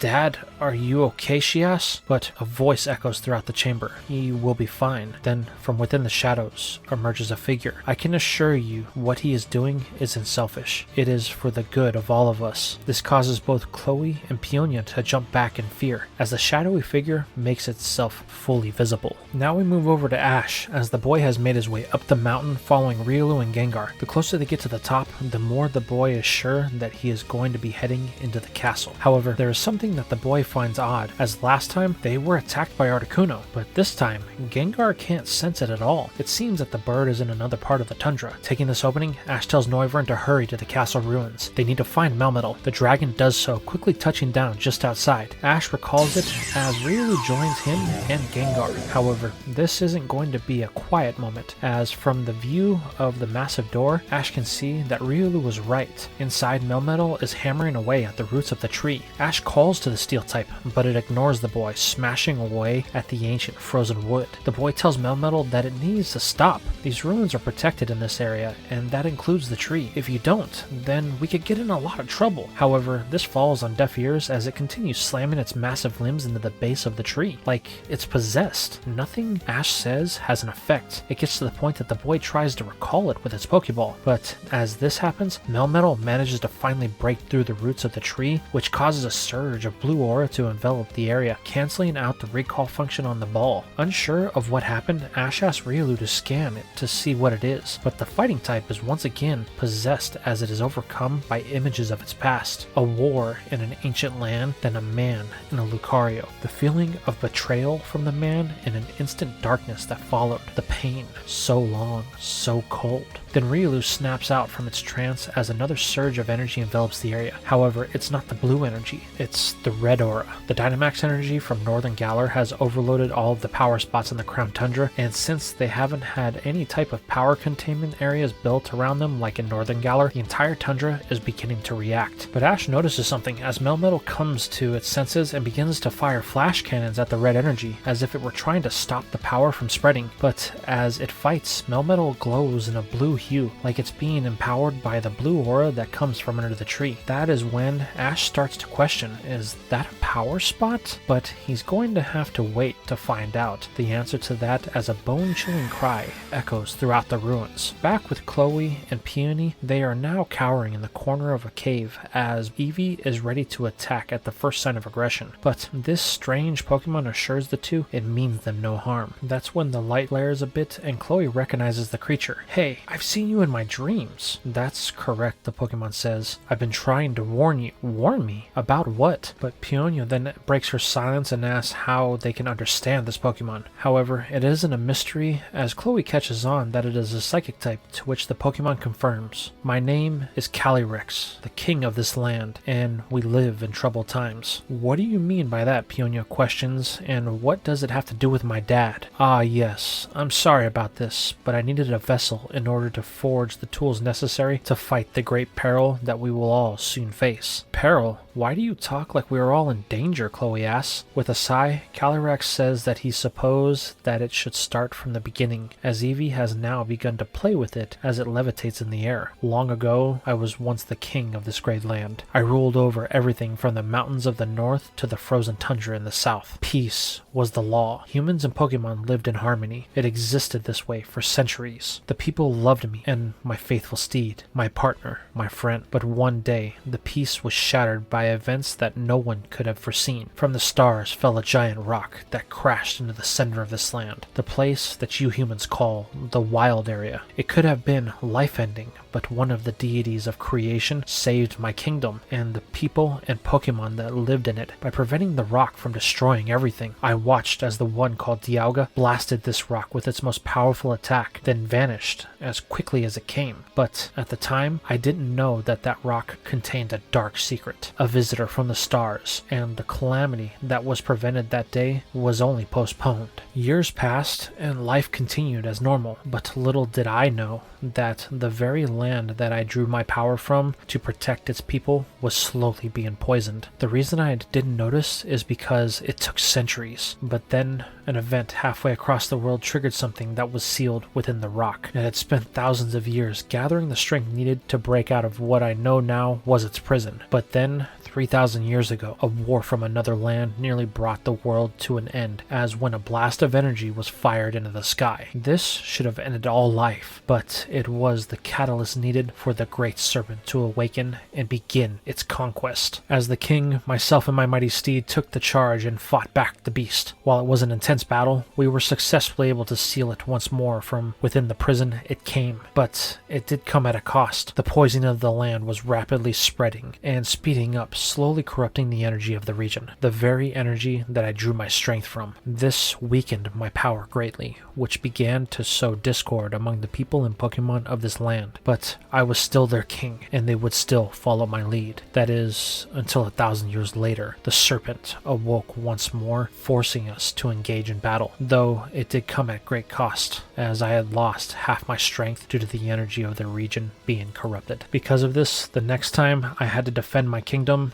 it came at great cost. Lives were lost and the people began to turn against me. They saw the great evil as a savior, as it had been seen as a new, benevolent deity. This caused a split of ideals and truths in the kingdom, the people of the north and the people of the south. Though I was victorious once more, I lost half of my kingdom. Everything north of the great crater was lost to the serpent and its followers. I tried to save my people, but it came at great personal cost. However, life carried on, with the battle becoming a distant memory, but that wouldn't be the last, as another 1,000 years would pass, and the followers of the serpent would find a way to revive it. But this time, we were ready. The people that remained within my kingdom innovated and developed a way to fight back. Metal sentinels that were brought to life by the uncorrupted power of this land. I believe you refer to these Pokemon as Melmetal. Wait, you mean you're the reason that Melmetal had been acting so weird? Chloe asks. Are you the one that has been watching me while I sleep? The girl says in anger. Calyrex confirms this, but states that it was only trying to warn her. No one else could hear his thoughts, and time was short. Okay, but what does this have to do with my dad and why this Melmetal has been acting strange? Calyrex continues his story on how the boxes were created by humans. They were meant for protection, to fight off the great evil that we knew would awaken once more. And so it happened. The people and Pokemon from the lands of the north attacked again. Though this time, even though we were prepared, we were not as prepared as the people that followed the serpent, as they had harnessed the corrupted energy to cause their Pokemon to grow in size. The same power that only I was capable of before. Dynamaxing is the reason why I was able to stop the serpent before. But now I was forced to not only battle it, but every other transformed Pokemon. In the end, the battle resulted in a draw. The serpent ran out of energy and went dormant once more, while I lost the one closest to me. Was that your steed? Chloe asks. Glacier,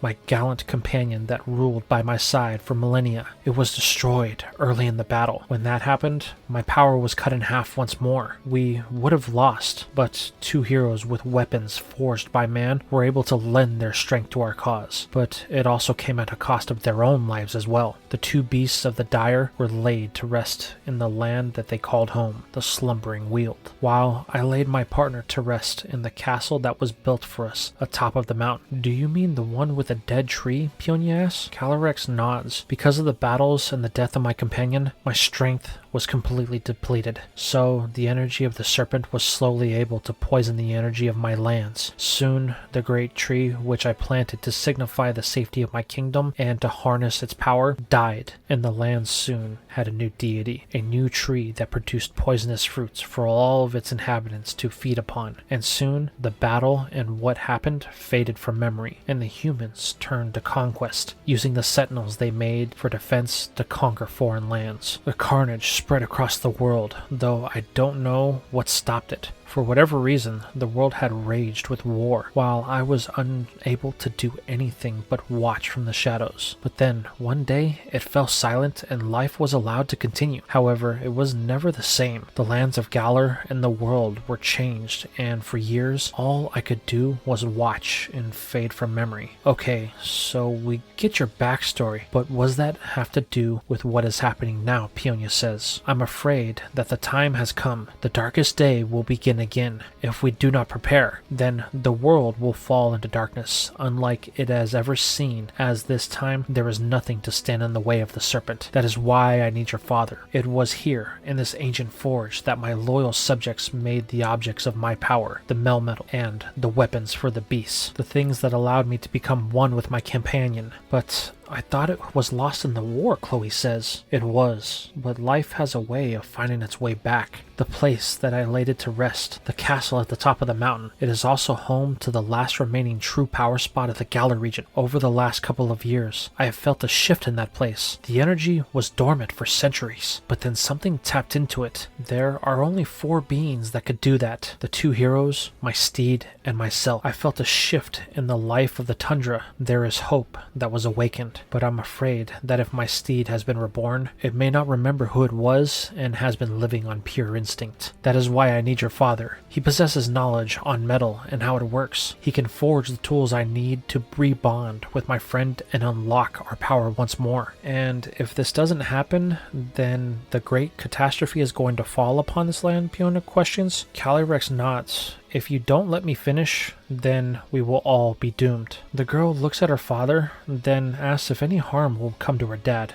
Calyrex says that it won't, but I have to hurry. It's taking everything I have to control him, and my power is slowly slipping. If we don't get these raids done, then the whole thing will be for nothing. With a nod, Ponyta tells Calyrex to finish. After all, at least he will finally be good for something. With that, Calyrex turns and continues its mission, while Chloe asks how Ponyta believes what Calyrex says. The girl responds that her dad always believed that something happened in the past of Galar. There are way too many ruins and stories of war for it to be a coincidence. So if it's true, then we need to make sure we do what we can to stop it. The 2 girls watch as Calyrex continues on, struggling to control Ponyta. Now we can move over to the raid battle, or the end of it. While Go wanted to capture Regice to show up Quillen, he was unable to succeed in this, as the chaser was able to secure the capture as he sent in his newly caught Registeel and Regirock. While he's down, Go is still happy that he was able to get some experience in another raid battle. "It'll come in handy when I become a chaser," the boy says to Raboot. But Quillen is quick to snap back, stating that he should say if, not when. This causes Go to argue with the boy, but this is shut down by Brandon, as he says that they don't have time for this. They need to focus on the task at hand. Why were the golems brought here? Quillen says that from what they found in the temple, they were brought from the Sinnoh region. Brandon rubs his chin as he says that would explain why there are no signs of them there. He looked after the Snowpoint Temple for years now. While he found mention of the trio, he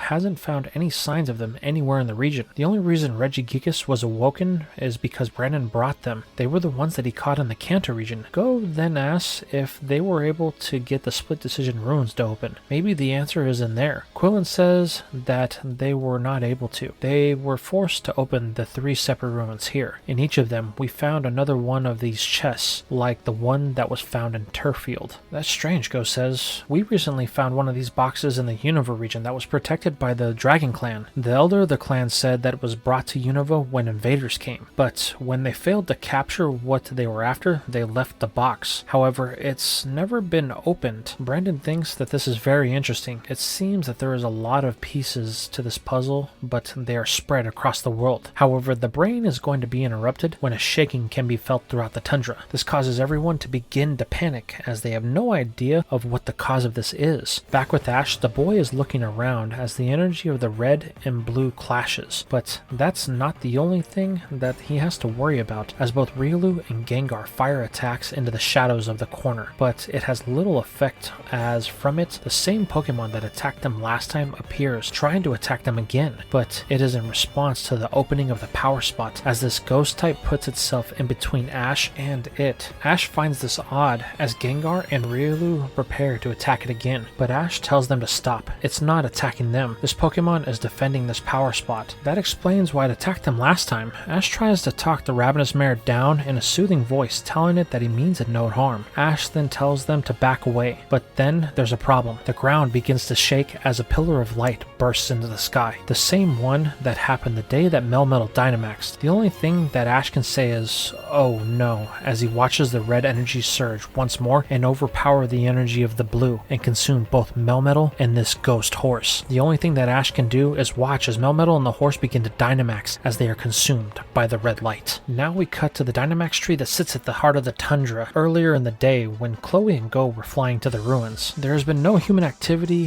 here since the last time Ash and Go were at the tree, but that changed when a lone person that we haven't seen in a long time showed up and started taking notes on the tree and the Pokemon around it, mostly the Galarian Titans, Articuno, Zapdos, and Moltres. This lone person has been learning their feeding patterns as he was sent here for one thing, the fruit of the tree. Now you may be asking who this person is. We know him as the mysterious Pierce. Since the fall of Team Rocket's operations in Unova, he has become a mercenary for hire. Currently, his job is a simple one: get the fruit from the tree and bring it back to his employer. So Pierce watched for days, learning what he could do. Then, when the man felt like he had their feeding patterns down, he made his move on the tree. However, there was one thing that he didn't foresee happening, as the surges from northern Galar had made their way into the tundra and began influencing the power spots all around it. This even included the fruit of the tree, causing them to swell with energy. As a result, the tree birds could sense this and all returned at once to find Pierce pillaging their food source. They didn't take too kindly to this and began to attack the man and eventually each other. Pierce watched the three birds become feral as the energy consumed them, and they could do nothing but fight over the food as they had all lost interest in the man. Pierce smiles as he looks at his spoils. Though he could only get a handful of the fruit, his employer should be more than happy with what is here. Then, as if he were never there, Pierce vanishes, leaving the birds to fight over their new enriched food source. This is what Chloe was seeing on the back of Dragonite, and little did they know, but they were only a mere moments away from another calamity as the fighting escalates and the birds react to the surge of red energy. This caused them to swell with power as they slowly grew in size. Then their fighting activated the power spots that the tree sits on top of, causing the ground to quake, and that pillar of light happened. Now all three of the parties are watching this, unsure of what to do. From the mouth of the cave, Calyrex tells the girls that they need to finish. If he can reunite with his companions, then he will have the power needed to stop this. However, Chloe yells that may be easier said than done as they look out, not only seeing that the three birds have now Dynamax, but Melmetal and the horse that the king spoke of. Seeing this causes Calyrex to begin to stress, and the last bit of control it has over Peony slips as the psychic type falls unconscious. This allows Peony to finally be free, to which he questions what is going on, but the girls both yell at him that they have no time to explain. They need him to finish what he was doing. The man looks confused at his daughter and asks what she is talking about. Peonia asks her dad if he can remember what he was doing. Peony looks at the forge and the reins that he was making. "Yeah, briefly," he says. "I was almost done." "Well then you need to finish them for Calyrex," Peonia says as she points to the king that is laying on the ground. "If you don't, then we will all be in great danger." Peony doesn't know how, but he believes his daughter. With a nod, the man picks up the hammer and gets to work, while the girls tell him to hurry. Back outside the cave, things have taken a turn for the worst. Ash is now airborne on Noivern as he tries to recall Melmetal, but like last time, it is unresponsive, like something is drawing it. Ash notices that both it and the other Pokemon are being drawn to the Dynamax tree and the now Dynamax birds that are fighting around it. They are causing complete and total destruction to the surrounding area. Ash tries to quickly think of a plan, but the only thing he can come up with is a Z-ring. It's the only way to overload the transformation, but there is only one problem. There are are now 5 targets, and Pikachu may only be able to use 2 attacks at best. But there is one option that the boy has that he didn't have last time. He then opens his bag and pulls out the Dynamax band that Leon gave him. He hopes that this will work, or he doesn't know what else he would do. But there is one problem. Who is he going to Dynamax? Riolu is quick to volunteer, but Ash says that he doesn't want to risk it. The fighting type has never done it before, and because of the surge of energy around the area, he doesn't want to risk it losing control. However, there is one that he has transformed before, and that's Gengar. The ghost type doesn't hesitate, knowing that there is a lot at stake. So Ash activates the Dynamax band, causing it to transform. Gengar takes on the size of the other kaijus and begins to engage with Melmetal and the other ghost type. It has one mission, and that is to stop them from getting to the tree, because if they do, then there is no telling if they will grow larger because of the energy that is being output over there. From what Ash can see, the birds are still growing as they fight amongst themselves. This is where Go joins Ash in the air. He asks if the boy has seen Chloe, but Ash shakes his head. Not since you two left. I hope she was able to get to safety, Go says. The boy then tells Ash that Brandon and Quillen are on the ground, heading to the tree to try and stop the birds. So what do they need to do? Ash yells that they need to distract Melmetal and the other Pokemon. If they get to the tree, then they may be exposed to more energy, and there's no way to stop them then. Gengar is currently trying to hold them back so Pikachu can blast them like last time. Go tells Ash that he will draw their attention with Dragonite so the boy can charge his attack. Ash then tells Riolu to head with Go. It can provide support. Riolu does not hesitate, as it gets a chance to finally battle. With the plan in place, Go rushes off to help Gengar, while Ash and Pikachu prepare their attack. But this is thrown off when a burst of energy erupts from Melmetal that sends Gengar flying and Noivern heading into the ground. Luckily, the dragon was able to pull up at the last moment. The way Ash sees it, Melmetal is the threat, and it needs to be stopped, so he tells Noivern to get back into the sky as Pikachu and him activate the Z-Ring. But Ash is stopped as from out of nowhere, both Chloe, Peonia, and Peony, who is now carrying Calyrex, yell for him. Ash descends, asking why they asked him to stop.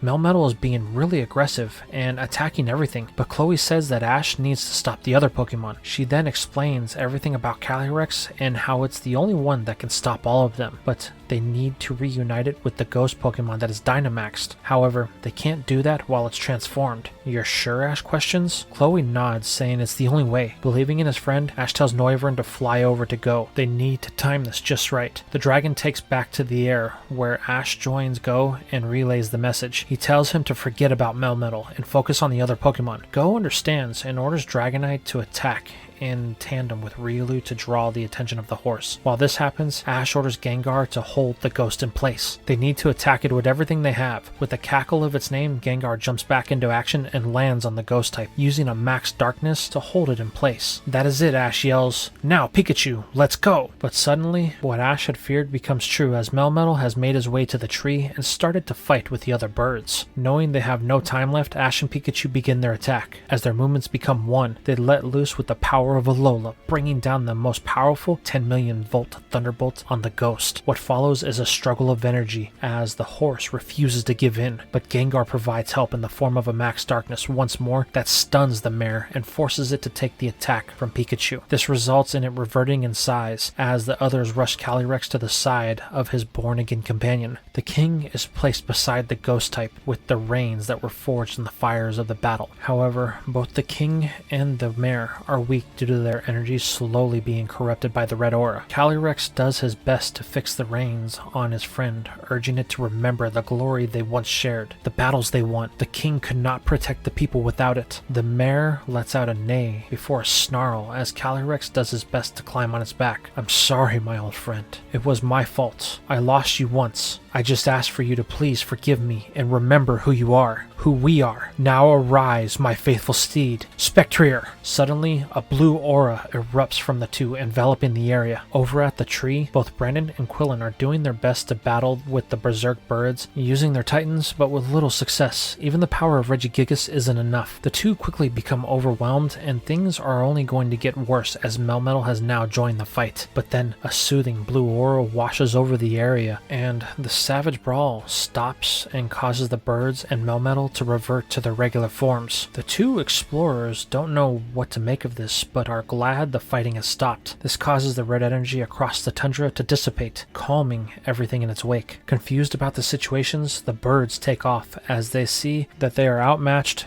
outnumbered, and don't seek to fight anymore. This leaves Melmetal confused about how it got here. The last thing it remembers is being back at the lab, but it knows Brandon and the brain tells it to follow them. He will lead it to Ash, so the metal goo monster follows the two as they head to the source of the blue aura. Over with Ash and the rest of the group, Calyrex has been able to calm its steed, who the mythical now refers to as Spectrier. Wow, you really were able to do it, Chloe says. Yes, but not without your help. However, I'm afraid what we went through was just the beginning. Heed my warnings, humans. Calamity is coming to the land of Galar. You must prepare, or we will all perish. This statement raises so many questions, but before anyone can say anything, Calyrex takes off into the wilds of the tundra, heading back to the mountaintop fortress that it used to call home, leaving the humans only with its ominous warning. But as the king vanishes, Quillen and Brandon appear with Melmetal, who is super happy to see Ash, giving its trainer a great big hug. The two ask what happened here, to which Chloe and Ponyta begin to talk about everything that Calyrex said and how an evil serpent will arise once more. This leaves everyone to contemplate what it meant, causing them all to discuss the words of the king. But there is one more among them that is silent as Peony looks to the north, thinking to himself, "Brother,